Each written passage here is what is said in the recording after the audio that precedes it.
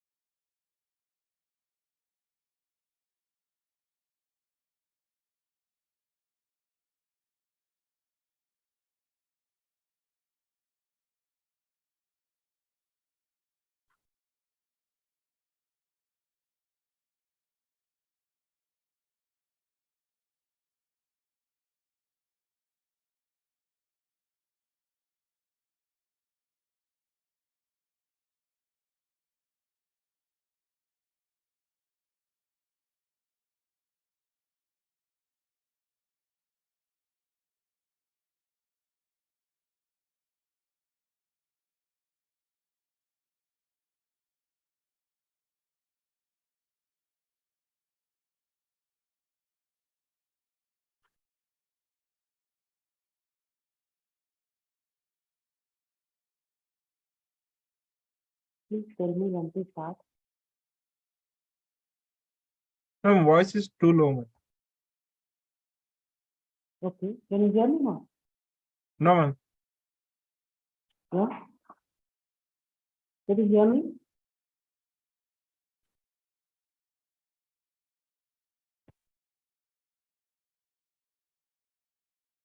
Can you check the voice? Now it's okay. No, ma'am. It's too low.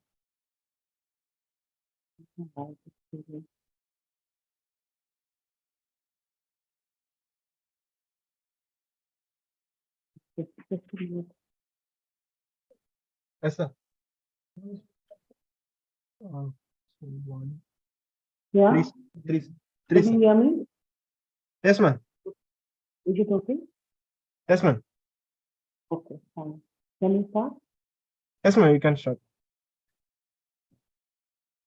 So, good afternoon to all the students over here. Today I thought because this is the last few sessions, so we have talked enough about AI and the cases on AI, applications of AI, some of the platforms also. So today I thought I was going to talk about cybersecurity. Okay, we will be taking some sessions on cybersecurity and IoT also. So these two sessions will be on cybersecurity because I think that that is something which every IT people should know.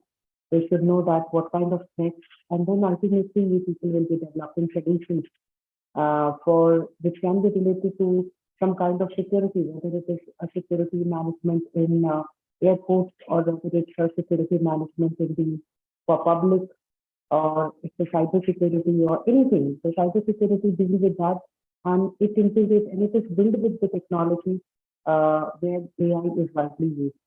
So we're going to learn about that because we need to first understand that what is the kind of landscape of cybersecurity we are living in.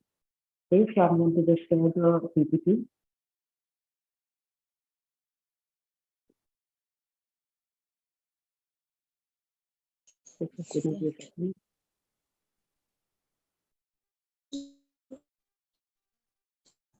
I'm expert. AI plus expert. Okay, can you see the slide? Yes, ma'am. Okay, so let's start. Students, let's see that, you know what, I thought of cybersecurity on this because these are some topics which is everybody is interested and everybody has little knowledge, but not much, even including me. So I thought of, sharing some insights on cybersecurity and how, what is the kind of threats we are facing and individually as well as in the organization. So when we talk about computer security, right, cybersecurity is a wider term. When about computer security, it's an issue of global concern, not only in the boardroom across the global, but also the common user we use internet for entertainment, education purposes. Uh, Everybody faces these threats. I'm talking first, about the individual security issues online, right, when it's on your computer. I'll start today's session by asking you some questions that make you realize how dangerous and how less Ma'am, privacy. Yeah. I'm sorry to interrupt. Your voice is not audible, ma'am, clearly. Okay, just a minute. I'm just trying to Yes, ma'am. get my just a minute.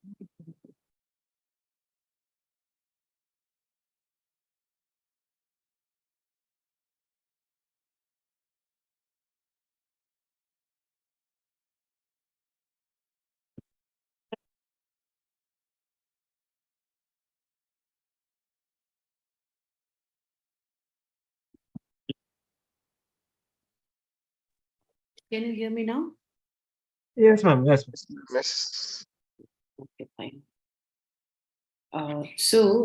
Basically, when I'm talking about cybersecurity, so let's see some of the things which we really face in our day-to-day time, and what are the threats which is surrounding us individually.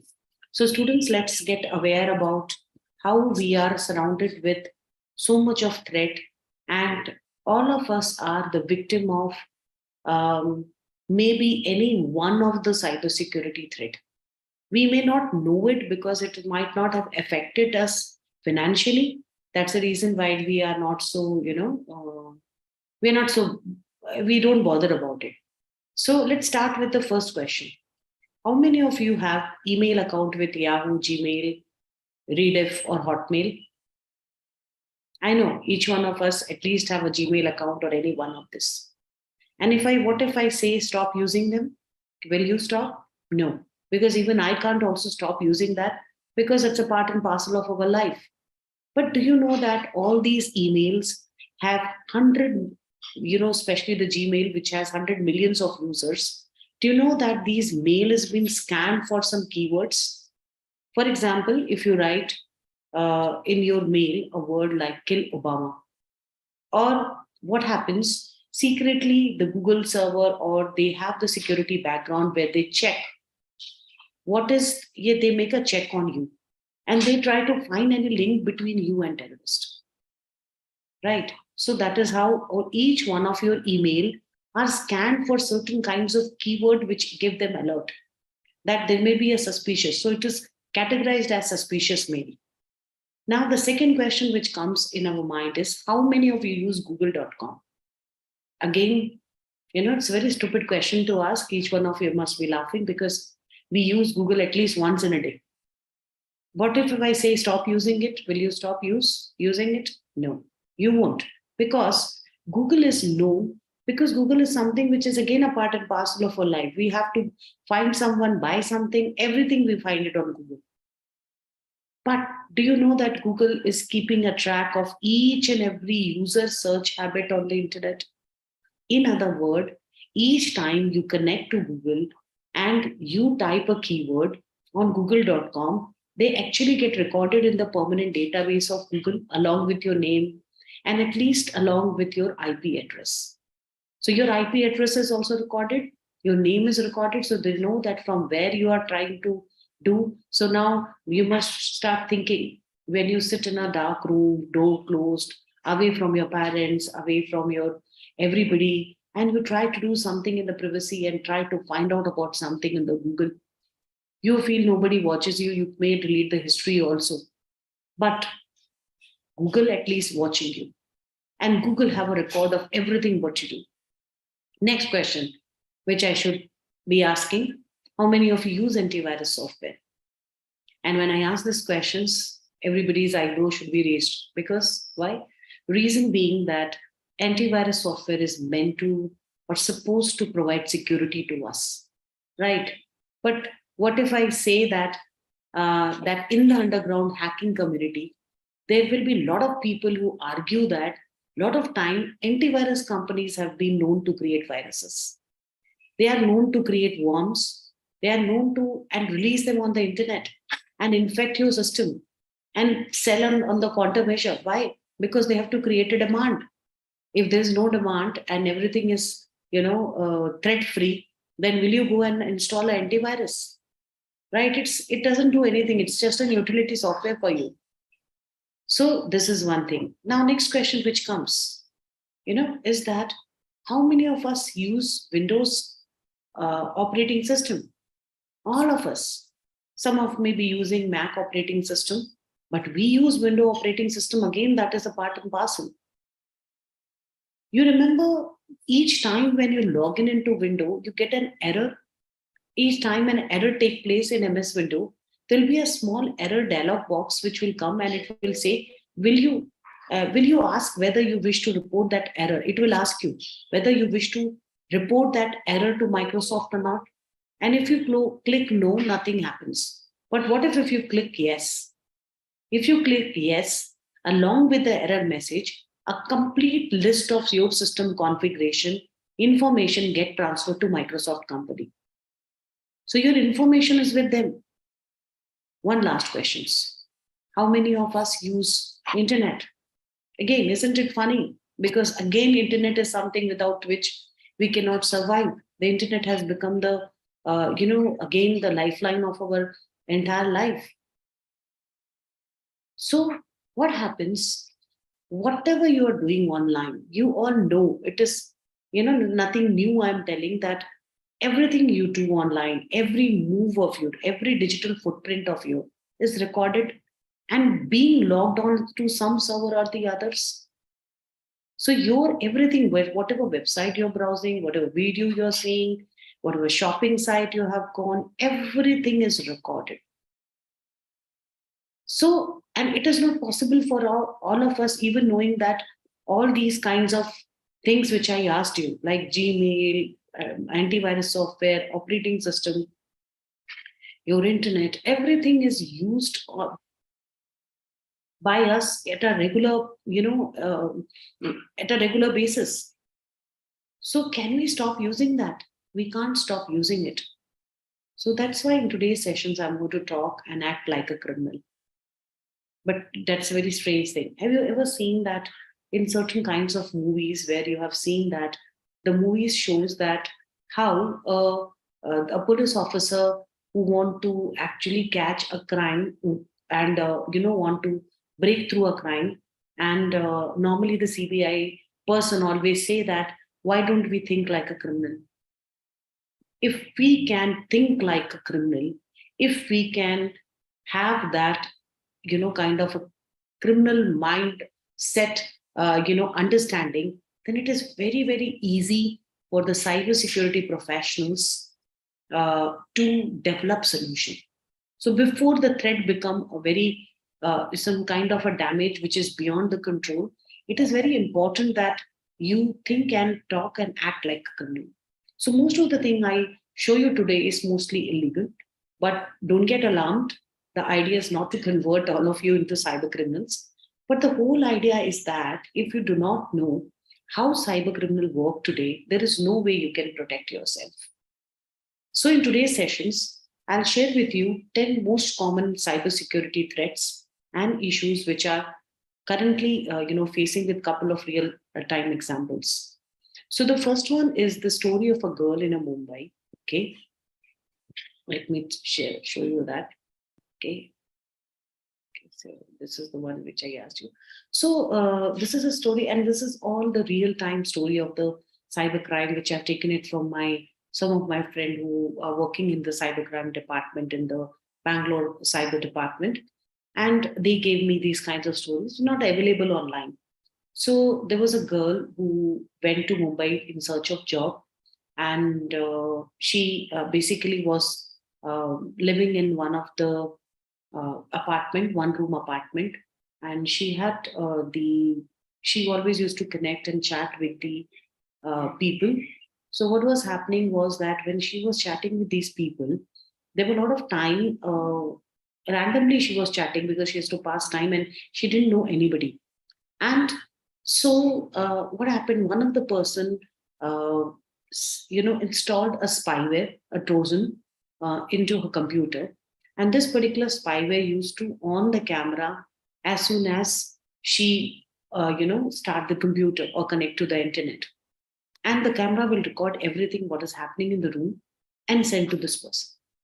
Okay, and this particular her entire thing was actually telecast on a pornographic site.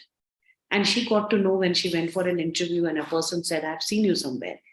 And then he showed her that how her videos or whatever, certain things are out in the, these kinds of sites. And the criminals will never be get caught. Now let's look into the second case. How many of you use Android phones?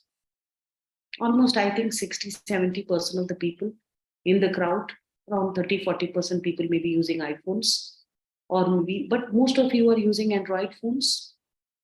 The Android phone basically has a problem that the Google track the location of every single user globally.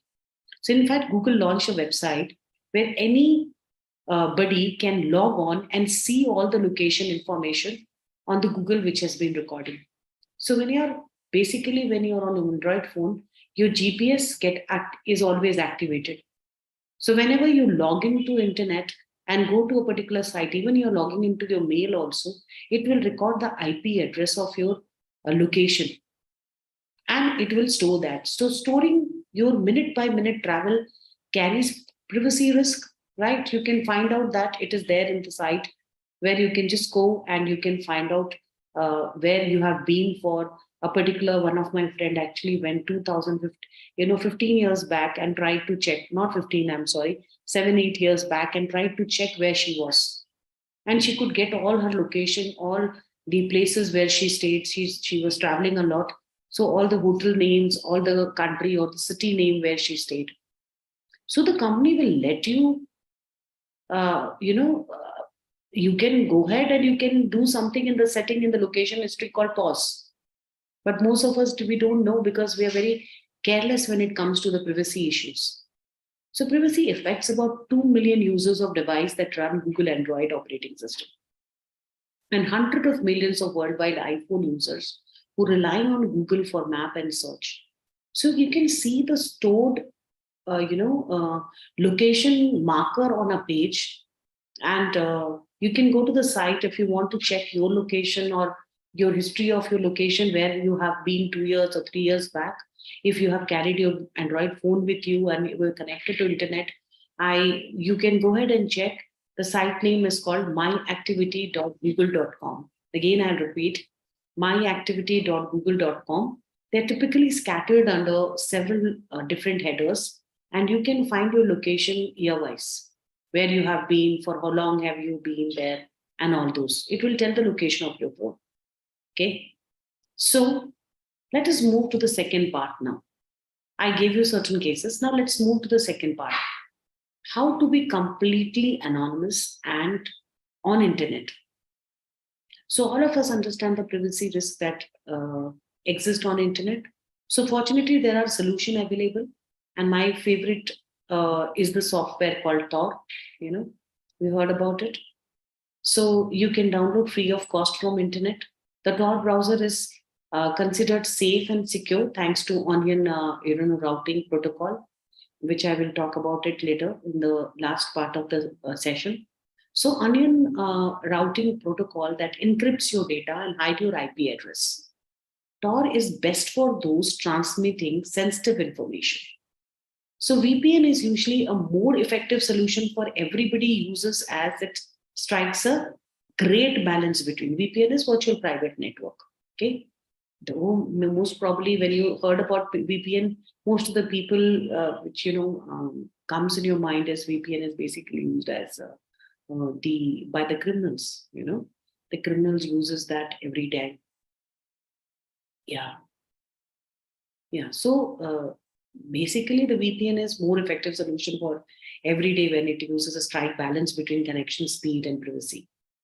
So Tor is a browser. It only encrypts the traffic going through itself. So if you're committing a crime and you do not want the police to track you, could change the identity by clicking on new identity. Those who have used Tor, they may know about it. Okay. So it's good to hide your identity, unblock website, blocked by government. So similarly, there is one more app which is also called, so this is Tor browser. If you remember this movie called Jamtara, the series, web series, I think on Netflix or Amazon Prime, a small village where they basically were doing something called phishing calls. I'm going to talk about all these terminologies. Most of you might be knowing it. So phishing call is like you act as someone, like a call from a bank, but actually it's not a call from a bank. They make you believe that it's a call from a bank, and then they steal some information and try to, do certain kind of damage to you, financial damage. And if those who have watched this particular web series may know that this was done basically to, siphon off a lot of money from the people by asking their PIN number and all. So this can be done. So they used VPN because ultimately they can be tracked by cyber criminal once the person report that the fraud has been happening. But this didn't happen because they use virtual private network. Okay. So there is one more similar. So there is also something called email spoofing. So before that, I'll talk about one more application called OLA. If you are in India, you want to access American TV shows, for example, which is not accessible in the Indian region, then you can use Google Chrome app called Ola. It's a Google Chrome app, and it can install in your browser, and free of cost, you can. It will change actually your IP address to American IP address and allow you to access certain site which you can't access in the Indian IP address. And next thing which I wanted to tell you, which is a great threat to everybody, is called email spoofing attack. So email spoofing is a technique which is used in spam and phishing attack, trick users into thinking a message coming from a person who they either can't trust or they don't know them. So, for example, a spoof email may pretend to be from a well-known shopping website, asking the recipient to provide sensitive data such as password, credit card number. So, spoof mail may include a link that you install, and it will install a malware on your device. So, if you can click, it can do that. There is one example which I can show you later, where what you can do is, if you want, you can go to this particular website called www. I can put it on the chat if you want. You can just try it out. This is very interesting, students. You can try yourself that because now if I move this, I will have a problem. But I can show you the demo of that later if you want. So, but you have to tell me. This time I will show the demo only. I've decided when the students ask me that please give me the demo. Okay, then only I can do that. Okay, so the site is called EMKEI, EMKEI.cz, EMKEI.cz. So what happens in this? You can send email from anybody's email ID to someone, and the beauty of this is when that person reply, it will go to that person ID. Suppose if it is my ID and somebody sends me a mail, like for example, Anita at janeuniversity.co.in, and somebody uses that mail from this website, and the receiver will feel that it's a mail coming from me, and they may respond. So one more example is like, for example, you can give a job offer from Bill Gates to somebody, and it will be a Bill Gates email ID, and when you respond to it, it will go to Bill Gates ID only. All these are something which are on website. You can send to a particular mobile number some message from somebody. Okay, that also is possible. And that particular thing is called SMS spoofing. And this SMS spoofing, there's a site called gang.com. I will just type that in the chat box again. You want, you can try all these things once. As I said, I'll give a demo only when the students respond. And they ask me to do that. Okay, because I don't know whether you people are listening or not. I'm just talking to my computer screen. So here, there are software available which will, there are some solutions also which exist, which can stop doing this, like which can stop or detect email spoofing, which can detect SMS spoofing, but it's not free.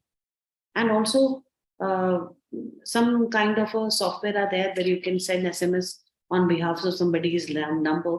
It may charge you also for that. So those are something which can be done. So when we talk about the secure communication, then how do we make sure that whatever communication, even on WhatsApp or maybe though it is written end-to-end encryption or any of the site or on email or phone, how do you make sure that this communication is safe and secure? There are certain secure communication apps which doesn't allow this, which has a very strong inbuilt security measures like Vicar, Telegram, long time back, Elon Musk created a huge, what you called a debate among the people that when WhatsApp suddenly said that you have to sign on the privacy, statement. So many people started downloading Telegram. And then it found that it was, the server was not so strong. So it stopped responding, which we say, denial of services, DOS attack. So that's a military grade encryption. These particular app use military grade encryption. What WhatsApp is using a normal simple grade encryption. So, and they also have something called authentication. Like how do you get authentication using OTP? The next one, very important, is phishing attack.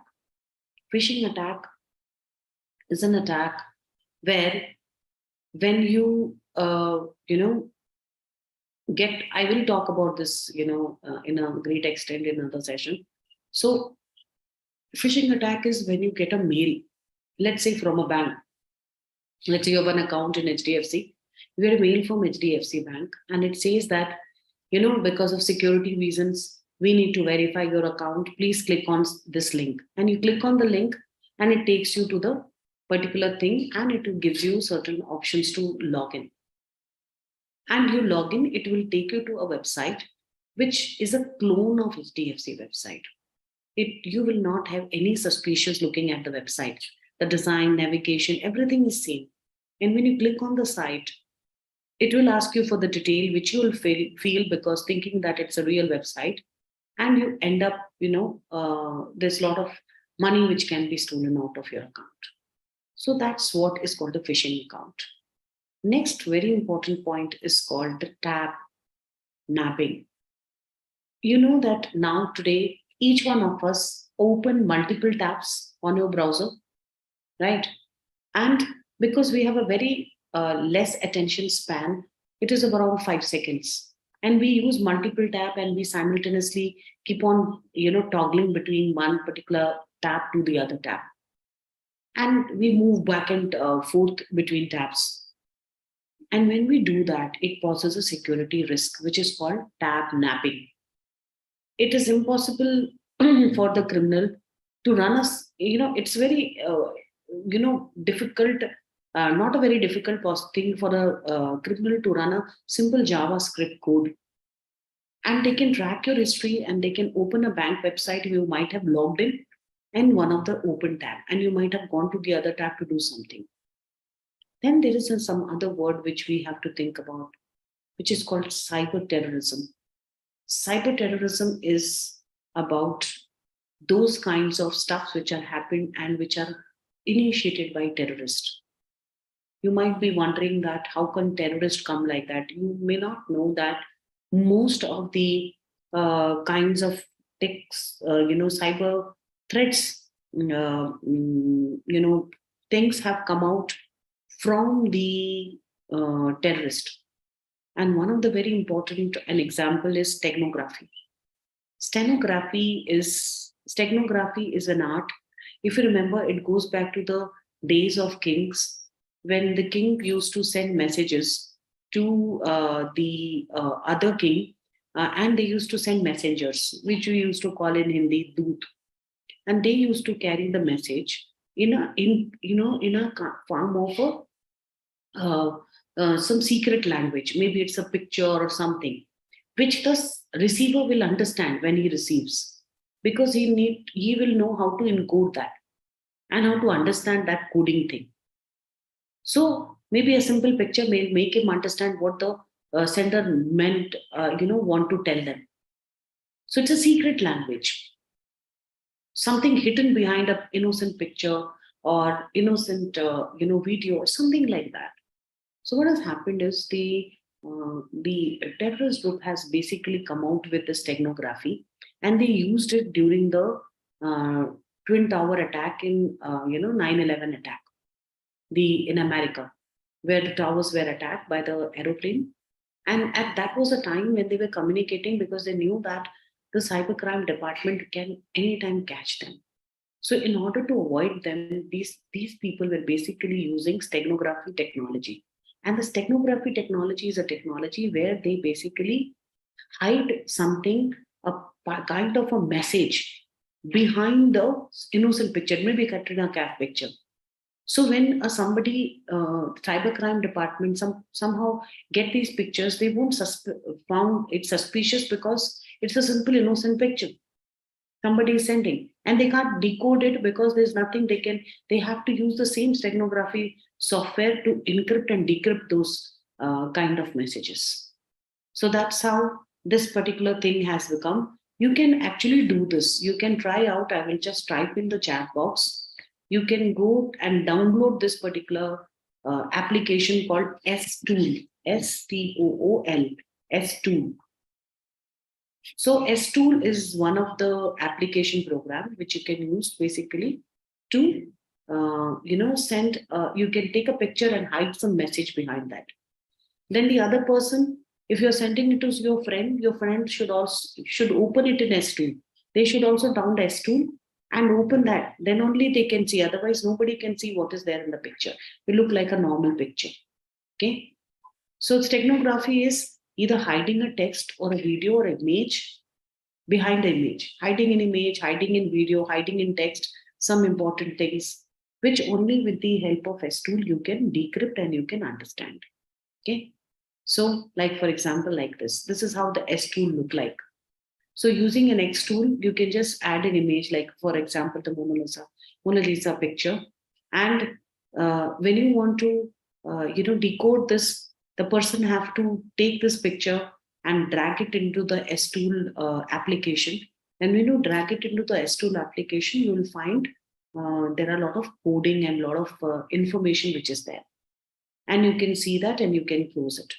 So only the people with the tool, same tool, can decrypt. Nobody else, otherwise you can't find anything in the picture. So now, let's examine the cybersecurity threat landscape. Okay. So modern cyber attacks are constantly evolving. Not long ago, Internet of Things device and deep fake didn't even exist. They are emerging threats that should not be ignored. So this is unpredictable change requires organization to frequently survey the threat landscape and reassess the strength of their cybersecurity. So based on the threat, your organization may need to invest in new technology, implement new security control, okay?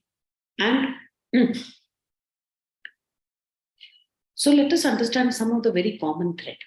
Explore the threat of malware and ransomware, okay? So we're going to explore what is about malware and ransomware in this particular slide. So what is malware? Malware has been a kind of a serious um, cybersecurity threat to both individuals and the organization.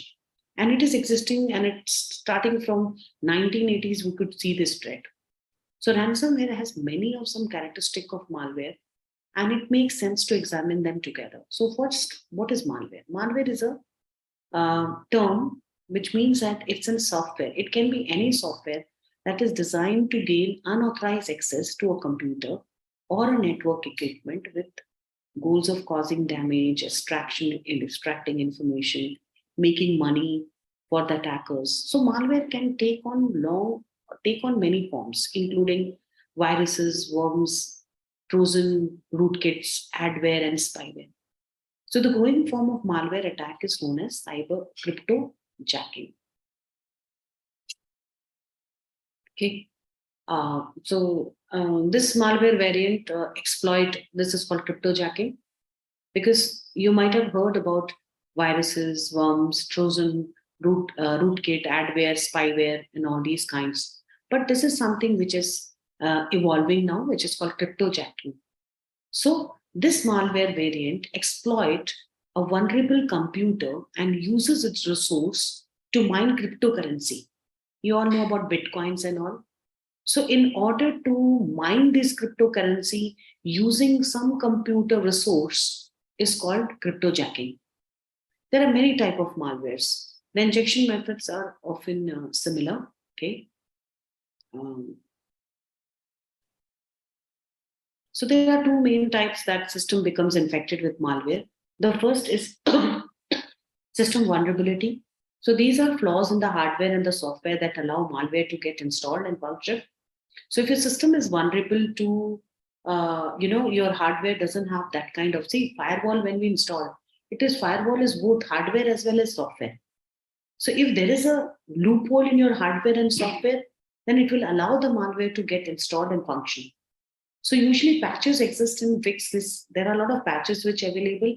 Normally the Windows operating system after 10 version has the patches which keeps on updating and deal with these kinds of system. But still the people who make those kinds of malware software, they know how to fool these or what are the loopholes and how to exploit that loopholes.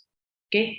So the patches which is existing to fix this vulnerability, what users are organizations don't apply these patches in a timely manner.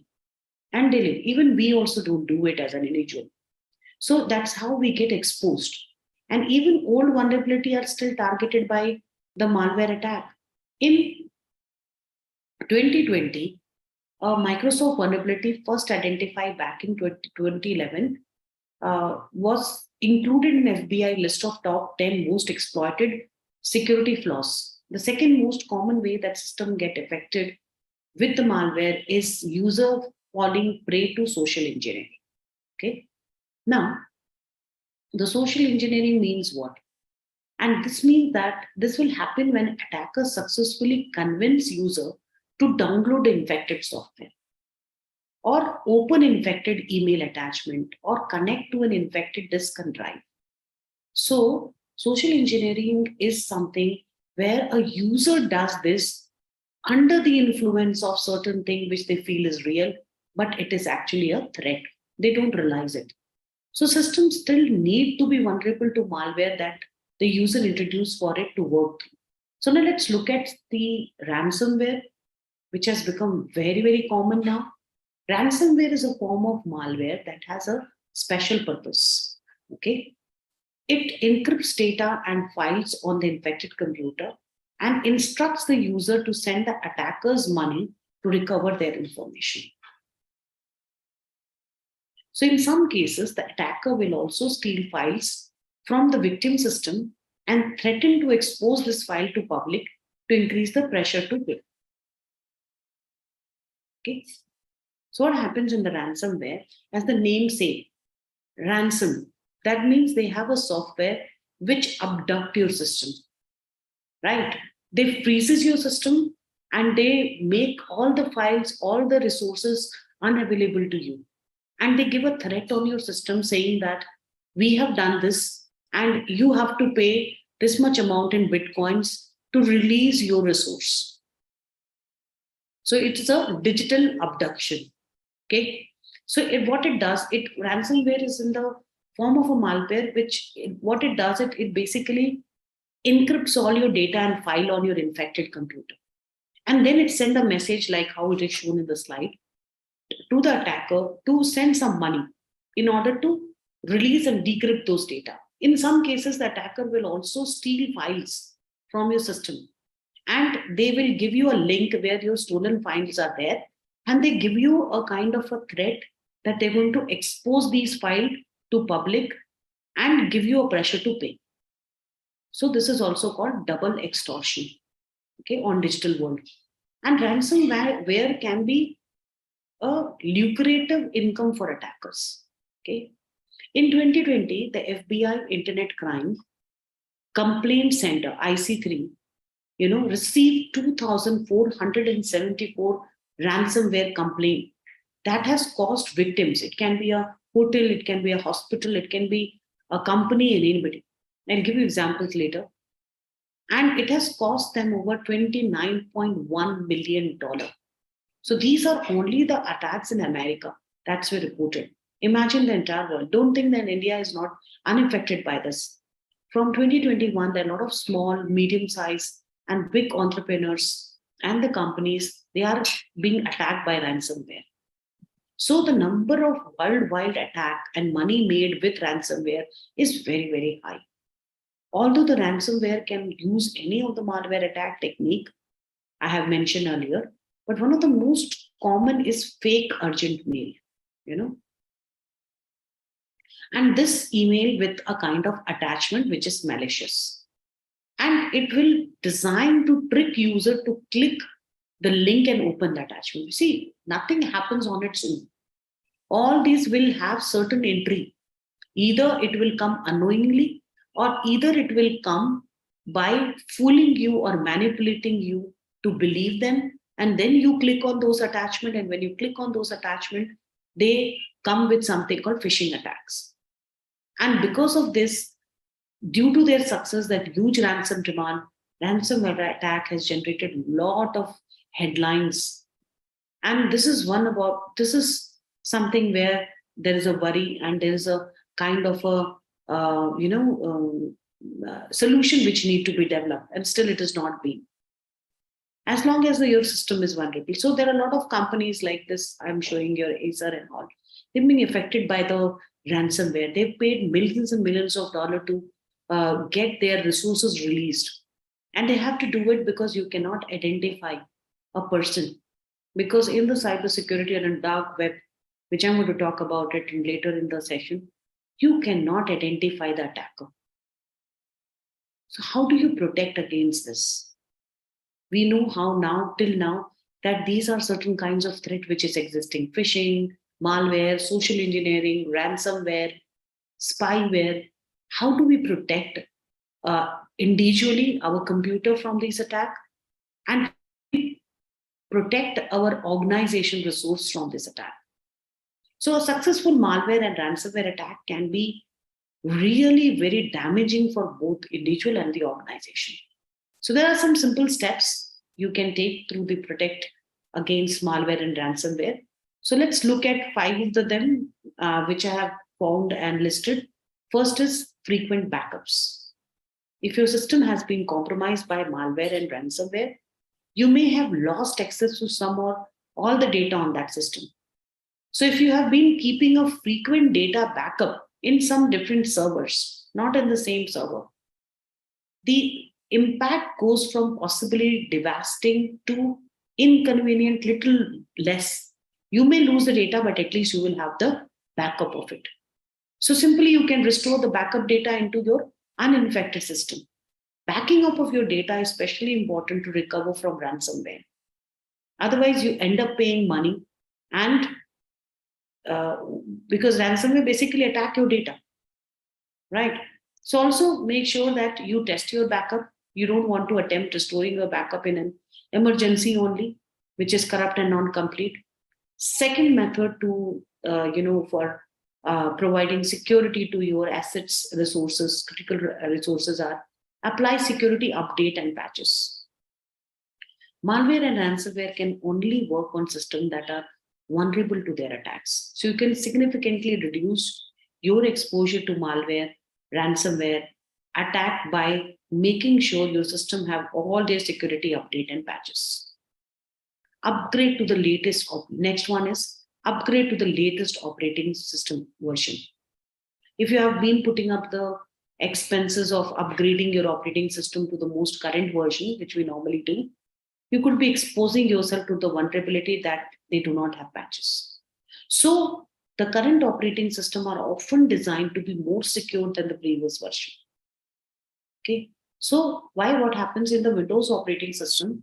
The new version comes up with new version comes when they identify all kinds of malware, ransomware, and threat, and they develop patches to deal with that.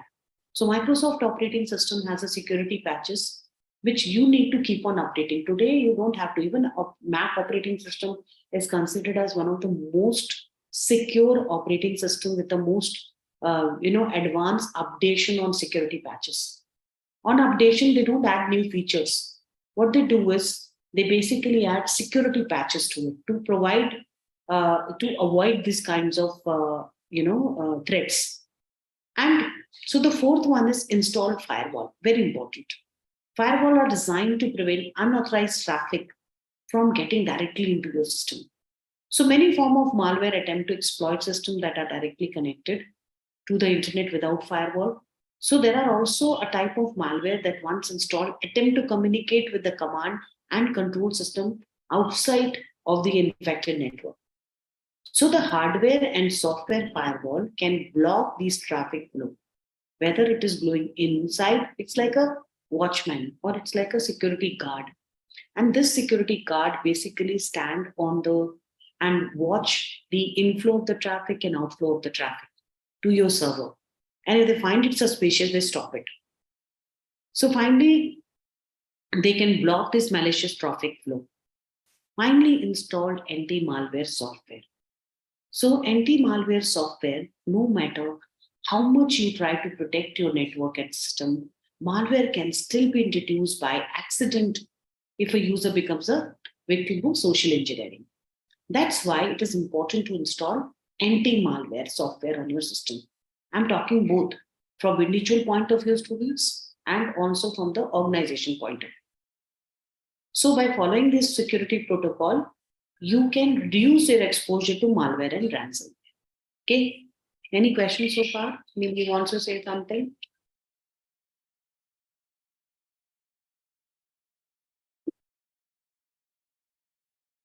Just give me a moment, please.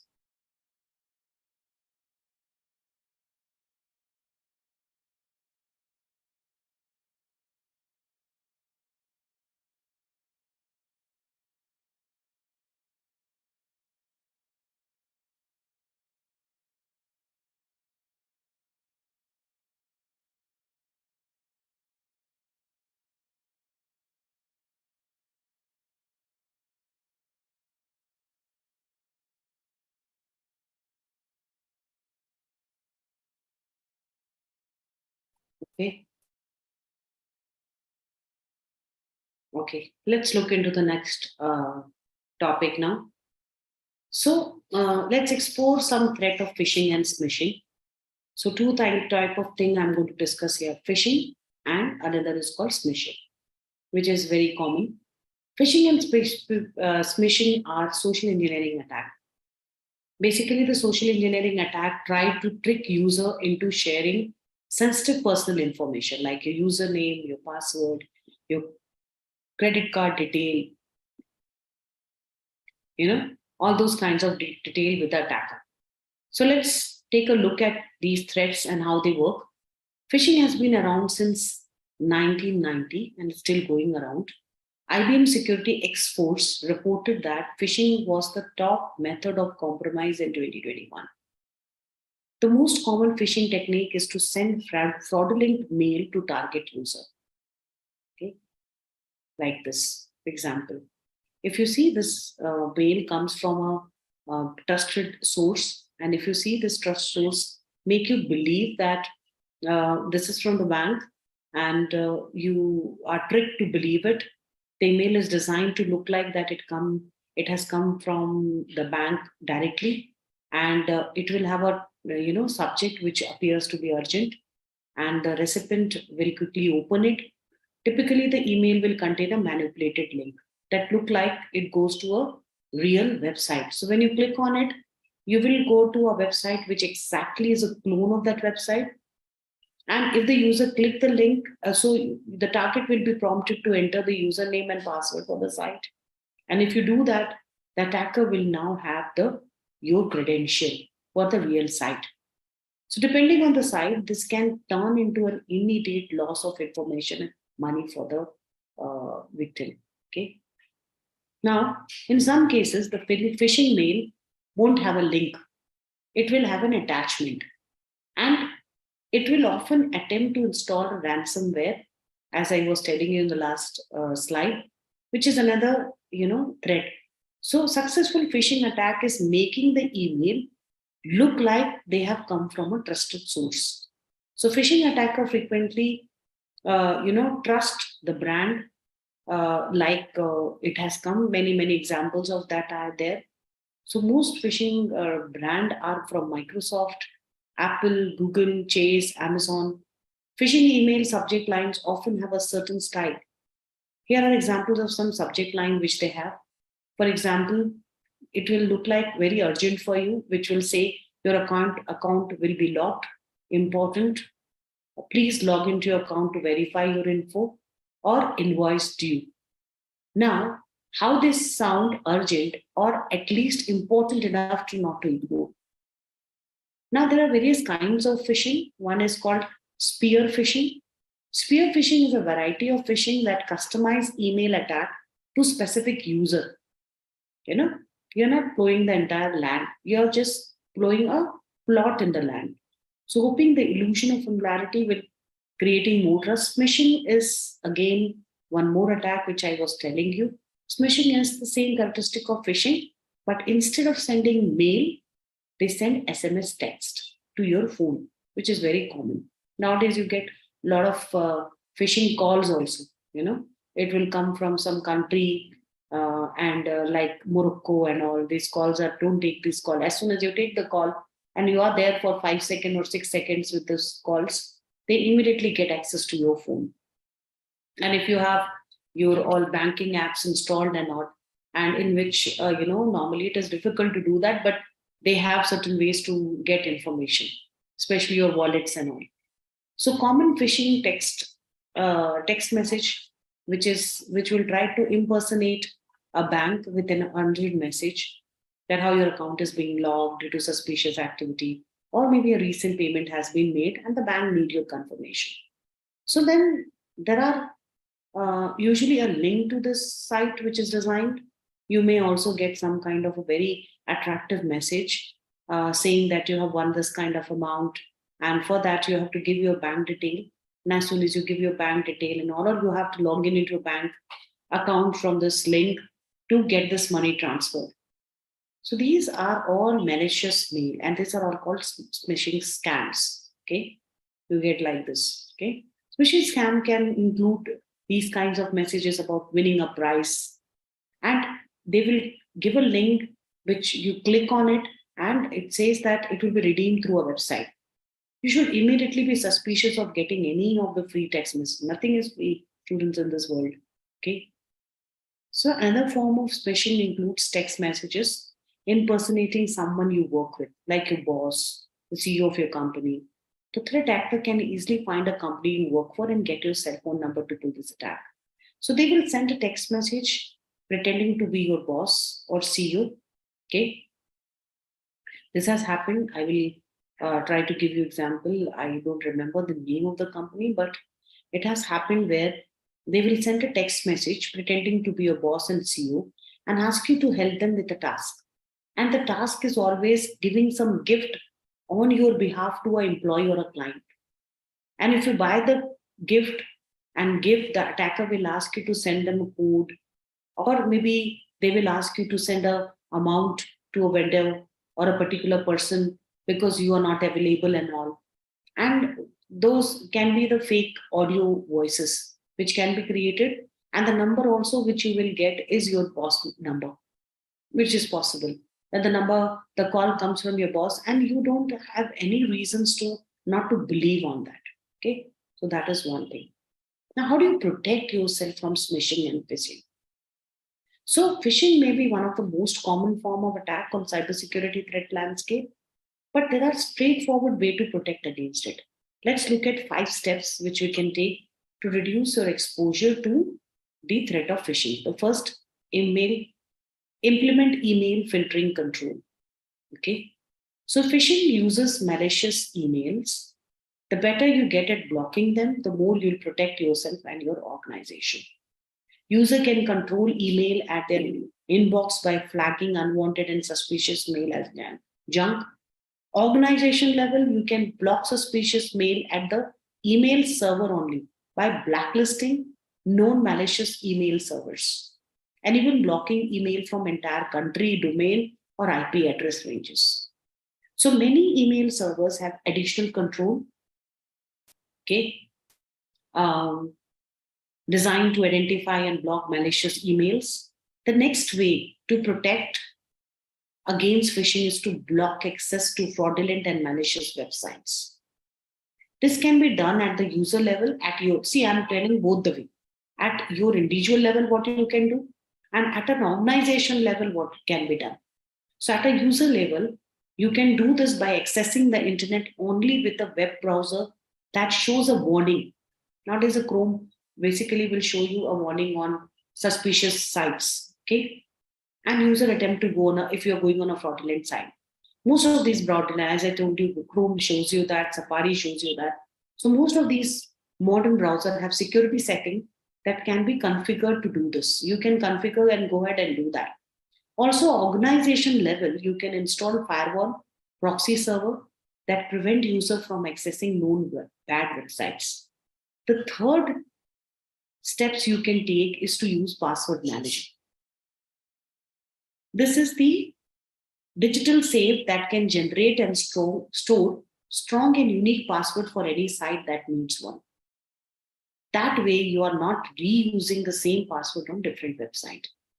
So even if one of your password get compromised in a phishing attack, it won't work anywhere else, right? Most of us, we know, especially the family members, are very keen. Like for example, my son, he knows the, normally even you will know also your parents' birth date, and the common way your parents may keep a password because you know their psychology. Most of the people keep their password as birth date because it's easy to remember, or their children birth date, or anniversary date, or some important date, or the name of their pet dog, or the daughter, or something which is very common. So that's why it's very easy to crack the password of your family member. My son, somehow I don't know how he cracks a password and opens a phone anytime. He doesn't do anything wrong, but he knows how to do that. And because he knows of the psychology, he can do it. The fourth is, step is to multi-factor authentication. This is a stronger form of authentication than just a password. So it requires a password plus at least a device you have a biometric factor like fingerprint. That way, even if the attacker get your username and password, they can't log in without the other factor. Finally, we have security training. If user know not to open, in organization, even nowadays in the schools and colleges, you have a lot of security, cybersecurity training going on. So if the user know not to open a phishing mail and click on manipulated link, phishing would not be such a serious problem. Teach user how to recognize phishing attack, how to find out which is a suspicious mail, and how to verify the user. Teach user how to explain why they should be suspicious of urgent mails, which has urgency.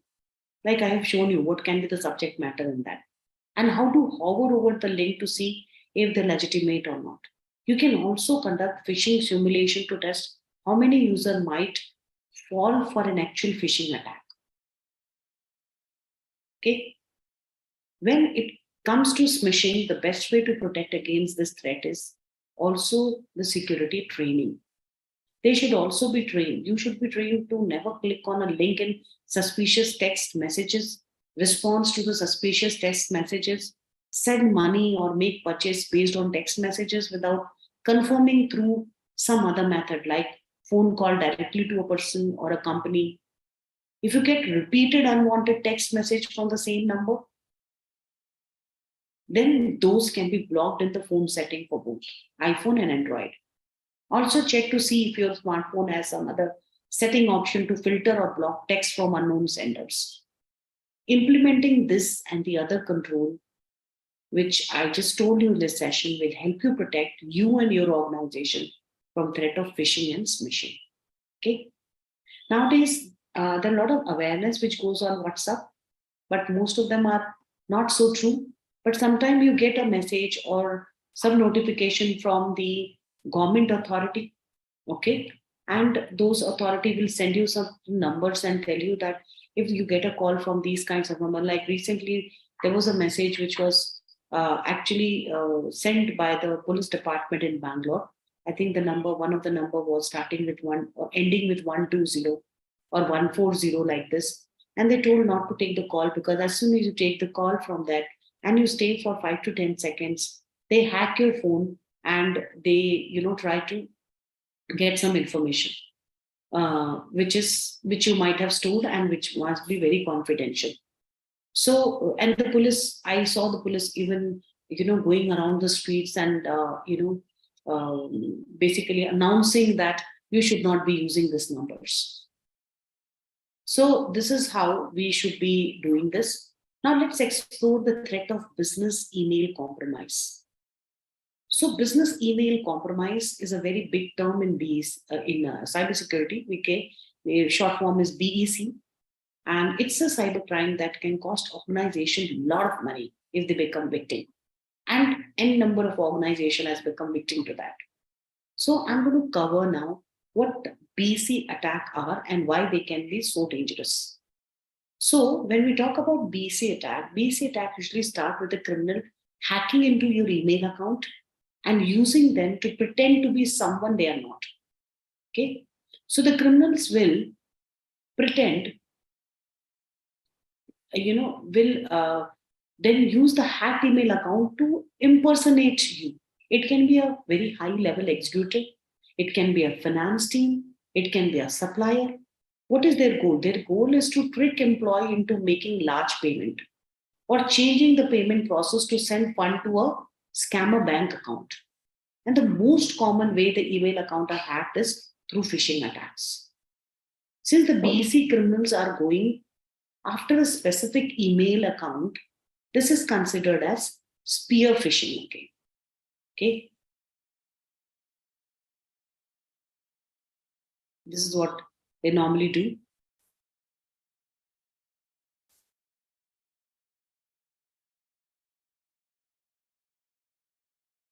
Okay. So, if you see, according to FBI, in US alone, for BC scam in 2021, $2.4 billion were lost by companies. Okay. So,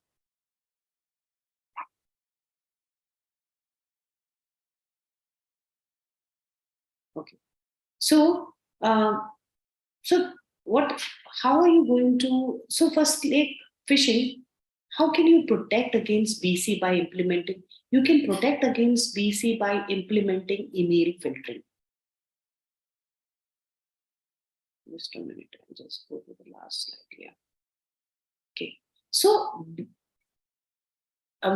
in one of the session I spoke about deepfake, and the BC criminals basically try to use spoofed email where the email header is forged to look like it is coming from somewhere which is trustworthy. It's a legitimate way. So this method of faking email sender might be easier than hacking into somebody's account and getting to know their credential and using it. So the variation of BEC email attack includes, the false invoice scam and all those things I already told you.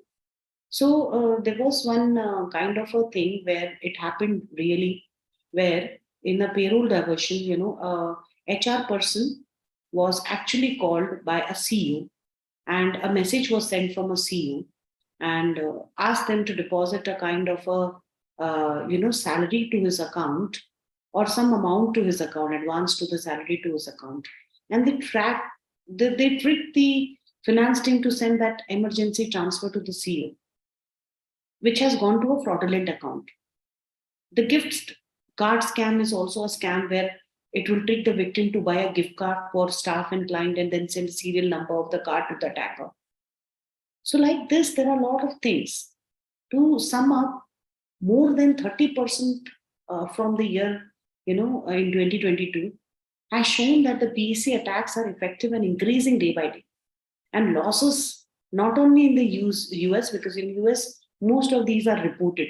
In other countries, it's not reported. So there is a huge risk of this BEC attack for the companies now.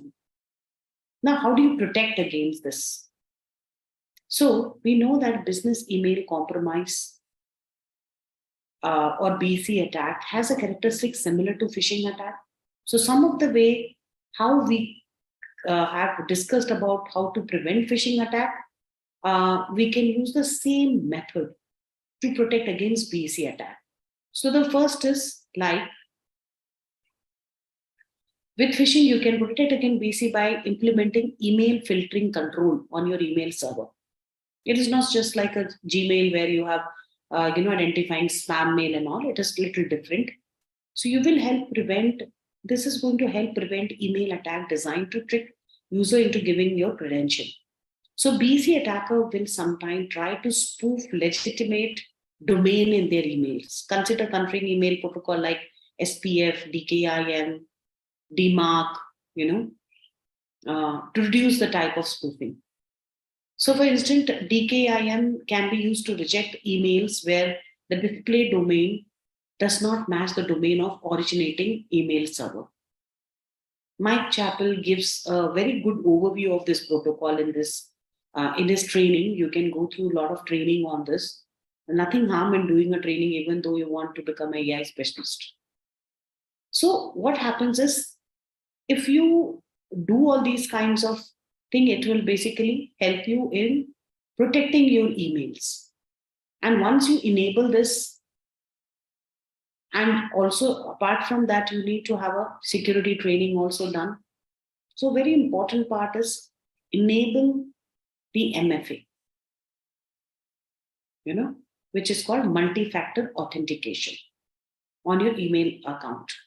Multi-factor authentication means that your user ID and password is not the only one to authenticate, sending and receiving mail. There will be one more factor, like OTP or something like that.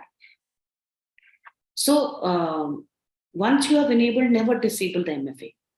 So user security awareness training is another important area where you can train your employee on security thing, right? Everybody should know about the threat. Then only they can be you can avoid that. So train the employees on these attacks, and they should be suspicious of anything which is urgent, which sound urgent, unusual email that request from sound transferring. One, they can just make a call and confirm that before doing it. Show them how to spot look-alike domain used in email.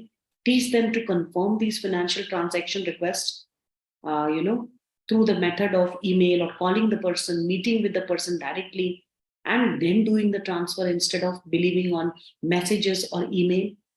Any change in the payment instruction should be verified, no matter who is sending it and how it is being sent.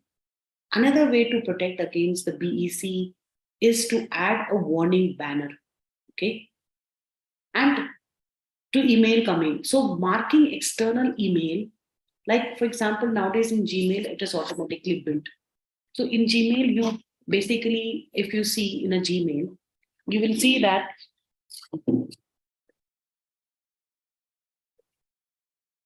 in an email, if you're in a Gmail, if you see, you will see that if there is a mail which is coming, suppose you're using an organization mail, like for example, I'm using Anita at janeuniversity.co.in. And in my email, if some mail comes outside my organization, it gives me a warning and it says that this email is from external source, which is not from your organization. Do you want to see this? Or do you want to open? So it gives me a warning. So nowadays, so all kind of organization emails now have these kinds of external warning banners. And it tells you also whether you want to. So if you are someone in your organization is a victim of BEC scam, you should contact your financial institution immediately and tell them what has happened. In some cases, money transfer can be frozen and cancelled also. So if you are in the US, report the crime to your local FBI field officer. Most of the time we do this mistake of not reporting it.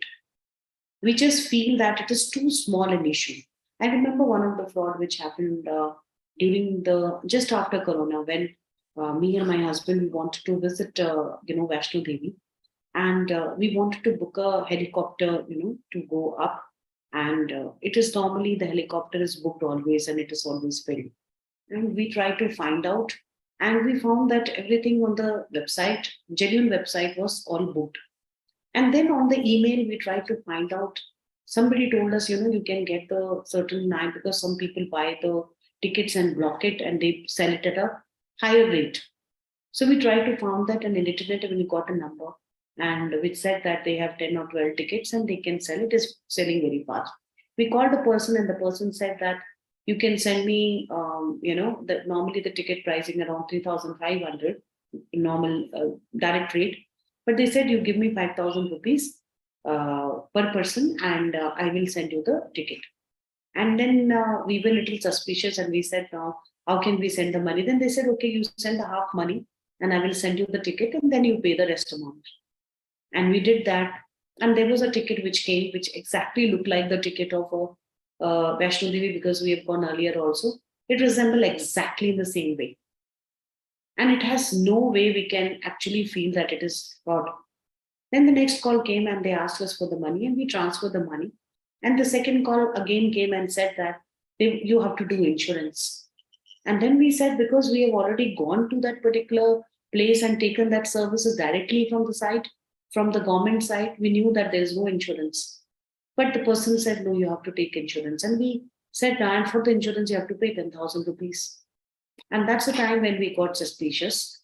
And we found that later on that this particular site, but then we didn't complain about it because it was around, we lost around 6,000 odd rupees. And we thought that, but it is not just an amount, because just imagine, even if it is 100 rupees together, so million of people get fooled out of it and feel that, why should I complain because it's 100 rupees?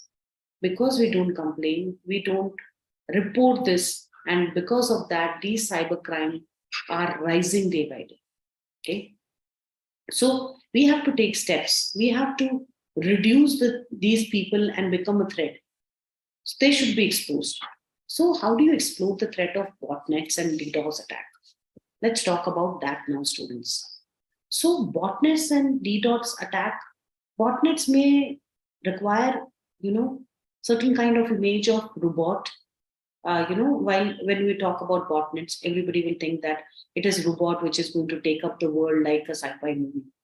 The reality is different. Let's look at a botnet and DDoS attack.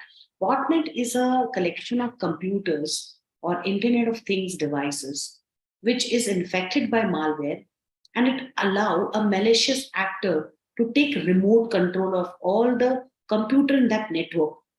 So all the computer, it attacks a network. In that particular network will be in control of the particular software. That's why it is called botnets. So many systems can come under one attacker control, and botnet can become a force multiplier. It can multiply the attack and infect and damage more than one computer in a network. And this compromised system become a part of botnet. They become a botnet like zombies, right? They become like, so basically the botnet will sit on one computer.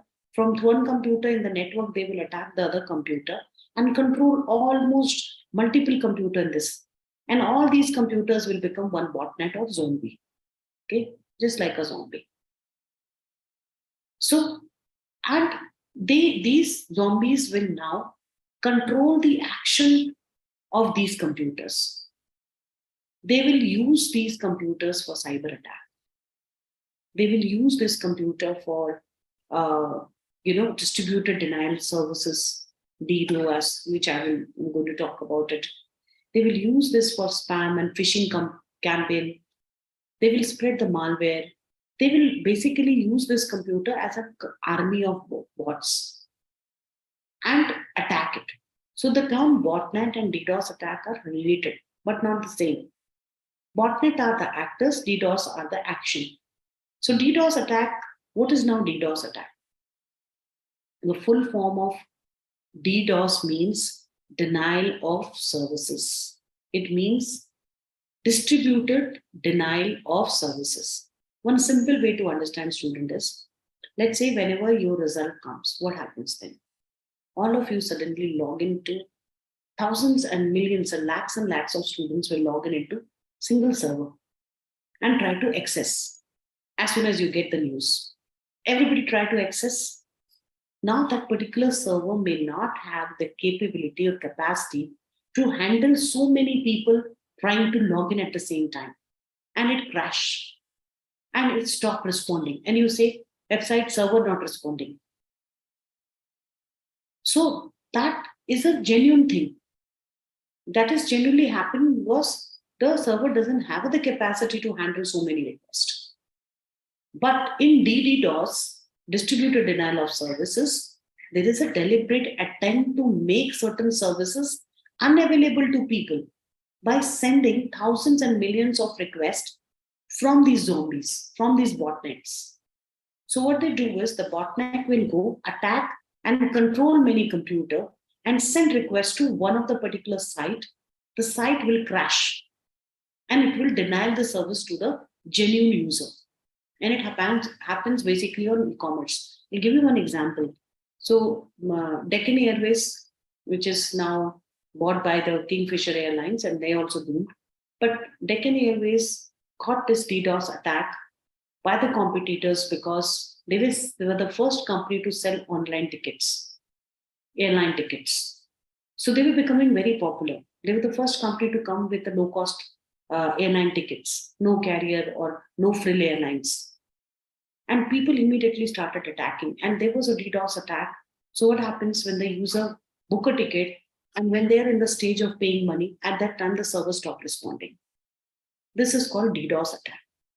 So the DDoS attack is an attempt to make an online service, usually a website, unavailable because of a huge traffic from many sources trying to access that particular site at the same time. Okay, so what will happen is these thousands of zombie computers will attack one particular site and flood the site with huge respect, millions of HTTP browser-based requests per second. And this traffic flood can disrupt or completely block the service of targeted website. So DDoS attack can last for an hour, can for a day, even a week. They will usually, maybe you might ask your parents, they may remember that Gmail, all these companies have been victim of DDoS attack, where the Gmail was not available for one entire, in a one particular geographical region for one entire day. And everybody started talking about Gmail is not working, Gmail is not working. It is in some other country or some other part it was working, but not in some one particular area because of the DDoS attack. So in one DDoS attack in 2021 lasted more than, this was one news, 776 hours, which was one full month, students. So DDoS attacks are frequently used for extortion. The attacker behind the botnet will often send email to the organization threatening them to launch the DDoS attack if the ransom is not paid. And if they don't get the ransom, they gradually ramp up the DDoS attack to put pressure on their victim to pay quickly. So because botnets are so common, they can be used to make a lot of money. Okay, and some botnet owners sells DDoS attack as a services. It is available if you search now internet. and you say that I want a DDoS attack to be done on some of my competitor site, it will be available. So DDoS as a services enable a criminal to conduct this attack, and you will not find out where physical location of these people are very difficult to attack. They may use certain kinds of VPN or, as I said, zombie and botnets. So ultimately, if you track up a particular innocent organization whose computer or network is fully attacked by botnets and who's causing these kinds of DDoS attack. So, and so this is the kind of a pure secure internet connection devices which basically are the the victim of the botnets and DDoS attack. Okay, so DDoS attack and botnet is also becoming a very, very pain in the neck of the organizations. Okay, so this is rising day by day. Now let's find out, how do you protect against this botnet and DDoS attack? What you should be doing individually, or as an individually, you don't get affected by botnets and DDoS because you're not so big individually to attack you. It's a company website and network which is being basically attacked. So the botnet and distributed denial of services attack, which has become a very big threat in the cybersecurity landscape, there are a lot of ways to manage it and protect against botnet and DDoS attack. One is keep your system from becoming a part of botnet. So we'll start by talking 5 ways again, 5 methods. First is you must have either a firewall or web application firewall. There are different kinds of firewall, students. Maybe you can find out or you can read more about different kinds of, you have application based. So many kind of firewalls are there.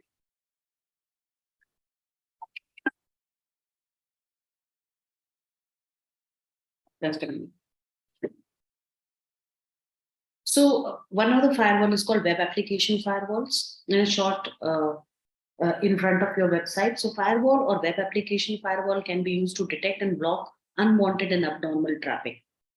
They can also be used to control the throttle the traffic that reaches your application. So firewall and web application firewall, though, can still be overwhelmed by DDoS attack.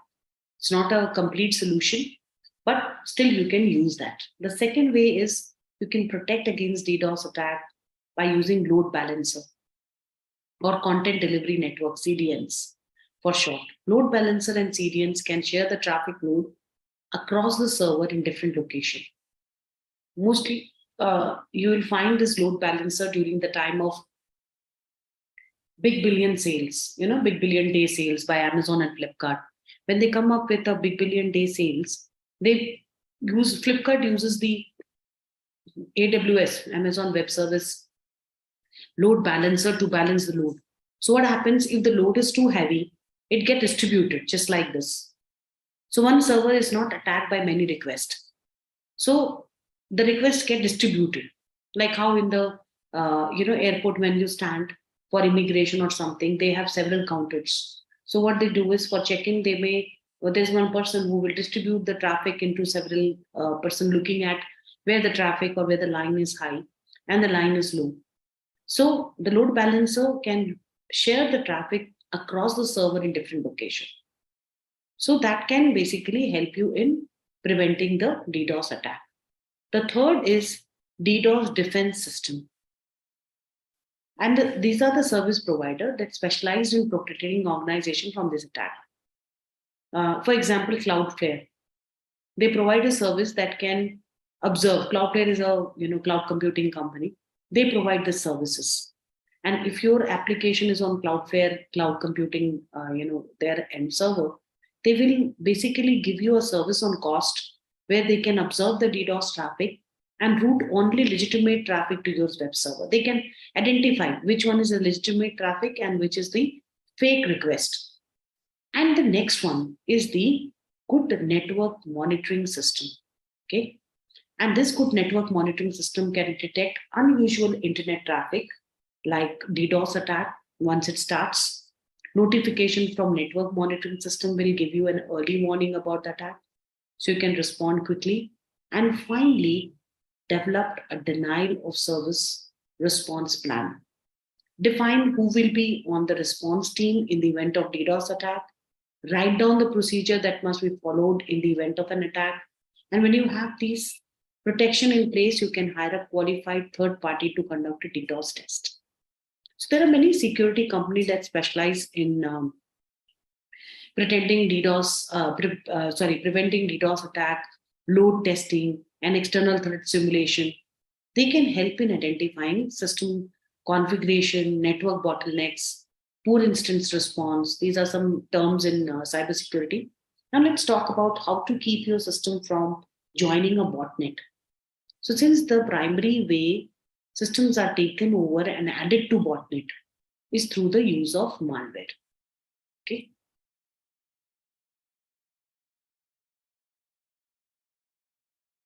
Okay. So the best way is that you use effective anti-malware.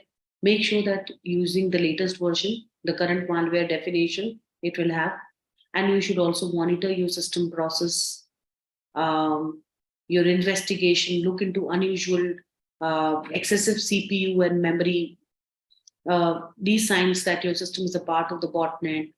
The practice, example practice include make sure you all of your devices have the strong password, keep software, firmware, and application updated, patches updated, implement anti-spam control on your email server, use email filtering to block access to the site that commonly host malware, conduct regular use of security awareness training, phishing training. So this may look like a basic security task, but they will be a long way toward protecting your system from becoming a part of botnet. So botnet and DDoS attack are getting bigger and more common, and it is evolving. There are a lot of measures which are being taken, and you can, so these are something which we can say. The next very important and critical threat which we are facing nowadays is threat of deep fakes. Okay, so the deepfake are created using AI-based software to mimic people's voice or faces. So outside of Hollywood, criminals are starting to use deepfake to make social engineering cyber attack more convincing. So deepfake voices attack have reported, as I was telling you, that there was a company CEO whose voice was cloned by, and they made a call to a finance person and they committed a payment fraud. It was a very big case in the net. Okay, so that is one thing which deepfake voice is coming up. So the clone voice has tricked that particular employee to make a large payment, and this attack can be in conjunction with business email BEC attack, which I told you, business email attack.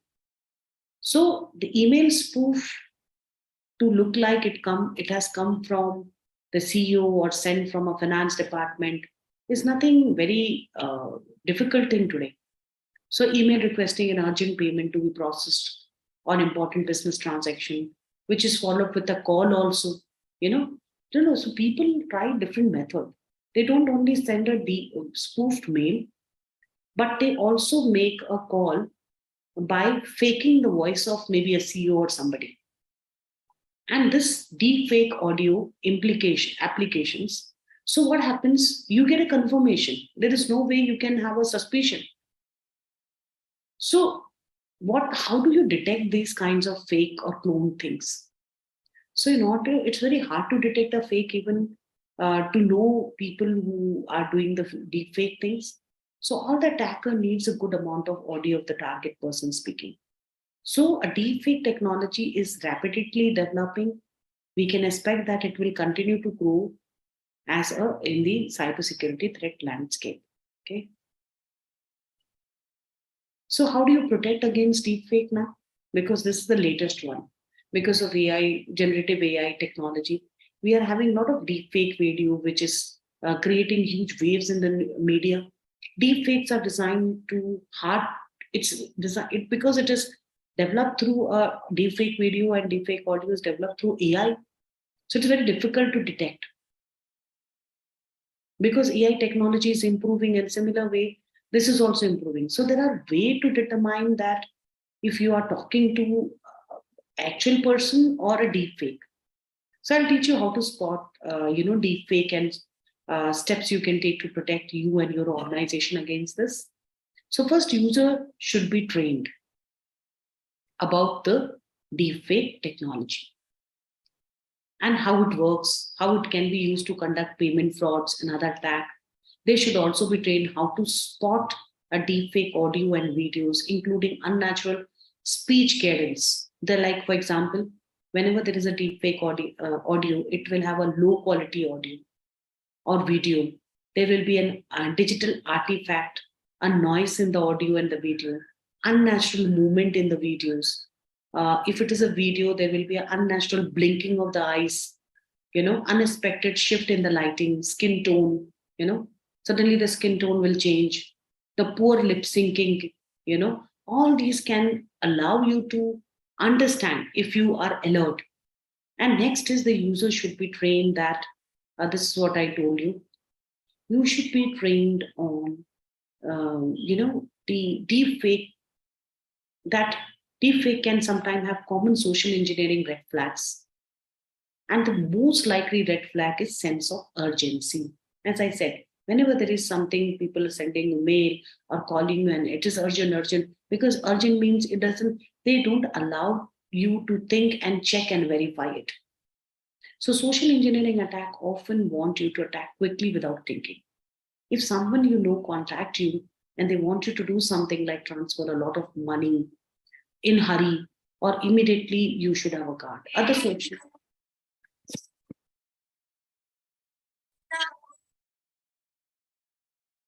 Just a minute.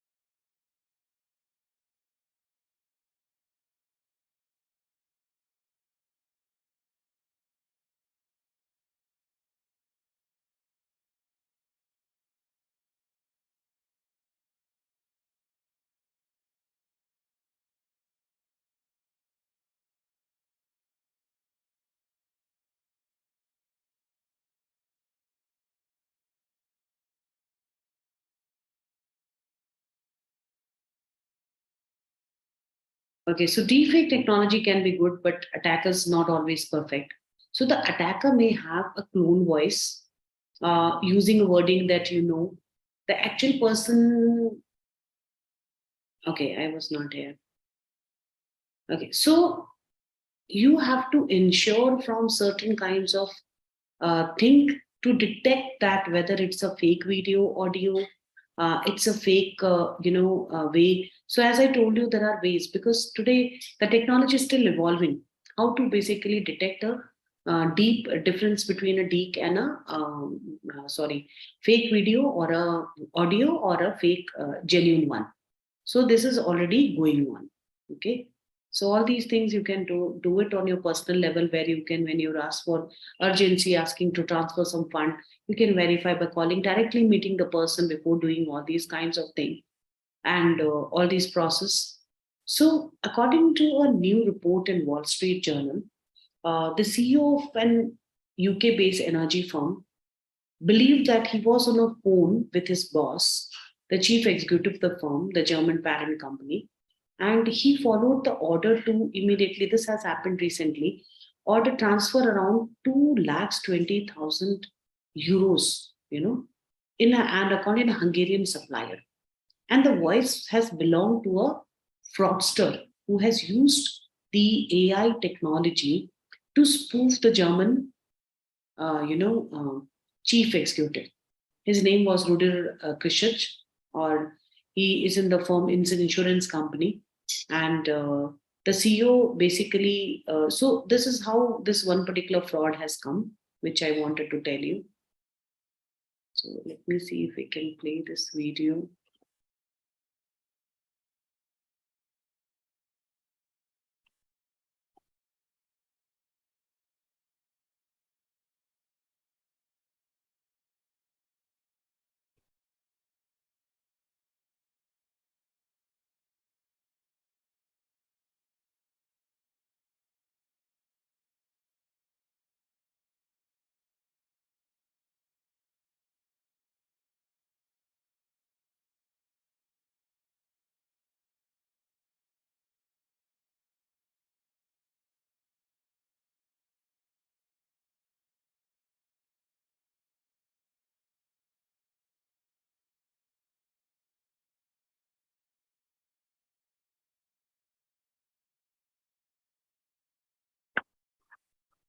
You can see this in videos, students, that how they are trying to imitate a particular person, and thinking, so you are speaking and the face of the person is impersonate on you, and it feels like yours. So you have to, imitate. It should be like acting. You should have to imitate the person, the way of speaking, his facial expression and all, to make it look real.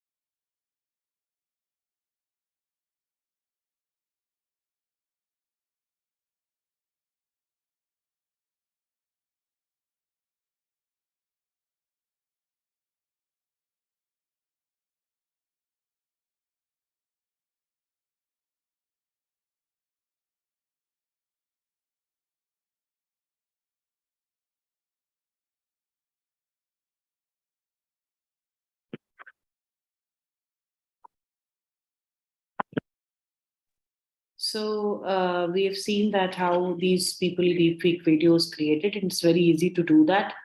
And some of these videos have become very viral and has created a lot of, what do you call it, a lot of debate in media about whether it was real or not. So We're many things have entering an happened. era in which You our can just see enemies can this. make it look like anyone is saying anything at any point in time. Jordan Peele created this fake video of President Obama to demonstrate how easy it is to put. Okay. So some kind of a recent attack in India. Let's see that. So in 2018, there was the bank which was called the Cosmos Bank in Pune. There was a very big attack in that, and this was an attack which shook the entire banking sector in India, where the hacker has siphoned off around 94.42 crores from Cosmos Cooperative Bank Limited in Pune. The hacker hacked into the bank's ATM servers, and they took details of many of the visas and rupee debit card holders. And this money was wiped off while the hacker gang from around 28 countries immediately withdraw the amount as soon as they were informed. So you can just see that this was a very big news in 2018, and bank was almost at the verge of bankrupt. They didn't have money to pay back to their, account holders, and around 14 crores was transferred to Hong Kong Bank. It was found like that, but they could not find out how it was transferred to one particular account, and they could not retrieve that money. 80 crore was withdrawn using the ATM. They had the ATM survey, the payment gateways, and they got all the detail of the Visa and Rupee debit card operator over there, who were using to withdraw the money. So this was a very big case for the cybercrime in Maharashtra. Okay. So I may not go further. I will just stop it here, but I'll give you a small introduction because in today's world, everybody knows about dark web, but then we have very little idea and we are unaware. We all know that what we see on internet is just the 25%. It's just like an iceberg. Like an iceberg, 25% is visible, 75% is below the water, and it is invisible. So what we access on the internet publicly and what is available on internet publicly is just the tip of the iceberg, which is 25%. And rest 75% of the internet lies in the dark web. And this dark web is the network within the internet, which is only accessible using certain software and protocol. So there are a lot of names to this. Some people call it, Tor network or onion router. Then anyone can access this dark web by simply downloading this software. Okay, you can download the Tor and you can access it. The very popular and very much used browser is called Tor Project or Tor browser. This, like any other Chrome browser or Microsoft Edge, you can access a special website address which ends in .onion instead of .com, .in, .ac, .org. And any traffic sent through Proud browser is automatically anonymized. That means anonymously, nobody can track you. And it gets encrypted via many different hosts. So the browser also has built-in protection for many kind of tracking and de-anonymizing features. So let's see what is this dark web. You're watching a video on YouTube, then you head to Amazon to buy your grandma's birthday present. This internet browsing is taking place on a level of the internet called the surface web. But beneath it are many more layers of the internet and what's known as the deep web. At the top of these layers are websites that can be accessed but can't be found by doing a simple search on Google or Bing. Think online banking and government databases, pages that are password encrypted. But what if you keep going down? All the way to the bottom of the deep web. Well, here you'll find the dark web.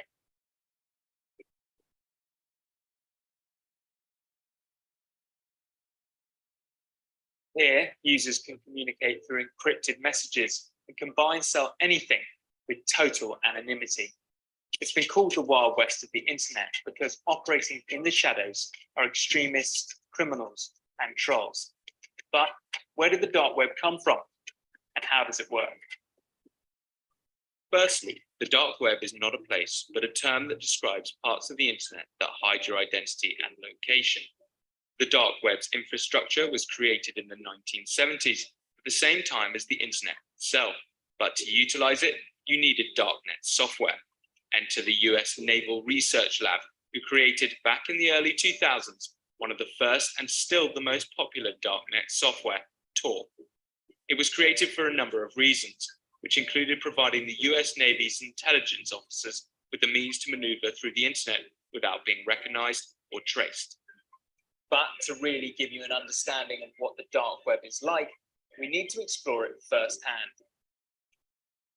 So I've downloaded Tor, which looks like a normal web browser and seems to behave like one too. I can visit any site I like, but unlike normal web browsers, which would register my IP address straight away, The Tor browser bounces my request to enter the site via several. Firstly, you're watching a video. Basically, how do we access these websites? As I said, that you can download Tor browser, it is free of cost, it is open source software. And there are many browsers which are available actually. Like as I said, you can go to certain URL in your Tor browser, and your communication will be fully anonymous and encrypted inside the dark web. Nobody will be able to trace you. So, like for example, certain site like Facebook, I have listed here. You can go to the site. The Facebook which you see is publicly available, but there's a dark website also, which is, if you type Facebook Crow www.onion through Tor browser, I'm saying that it will not be accessible through normal. Then DuckDuckGo is a very popular search engine which you can access through a Chrome browser or any other browser also.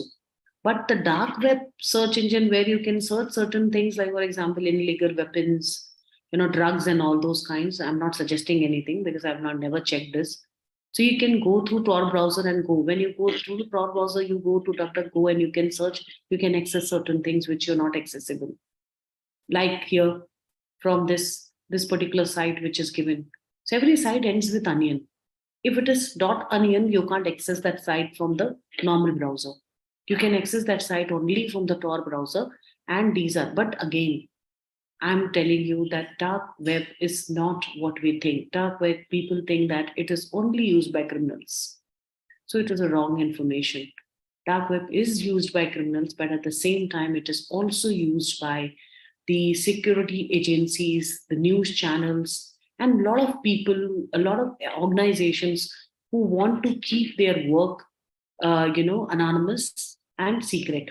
The business is like that. For example, the Washington Post, the newspaper, they have a dark web, from where the people who want to give information and keep themselves anonymous pass those information to them. WikiLeaks, information, they have a dark web presence where the people can send them the file and information with the proof to leak certain things about government or about any organization.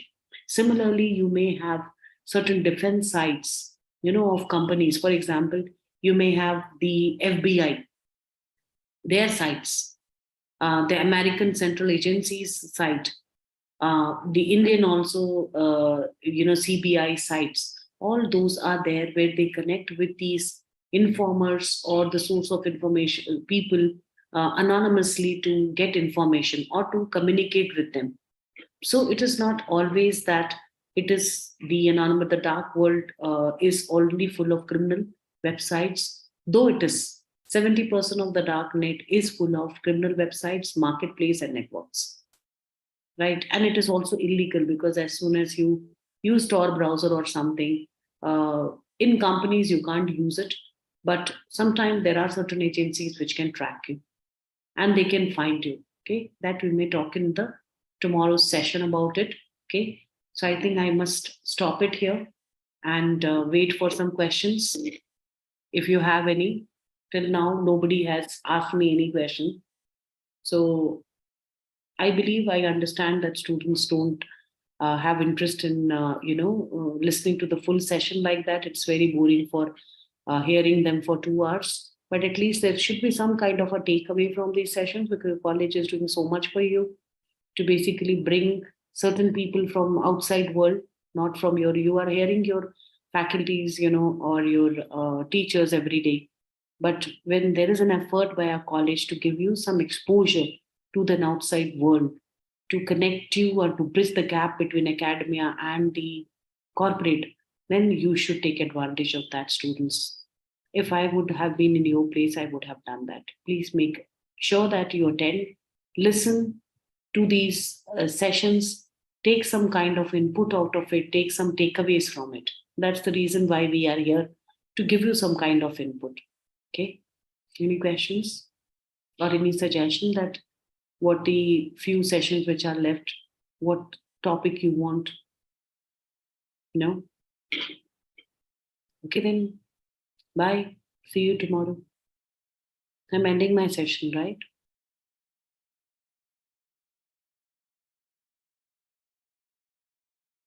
Okay.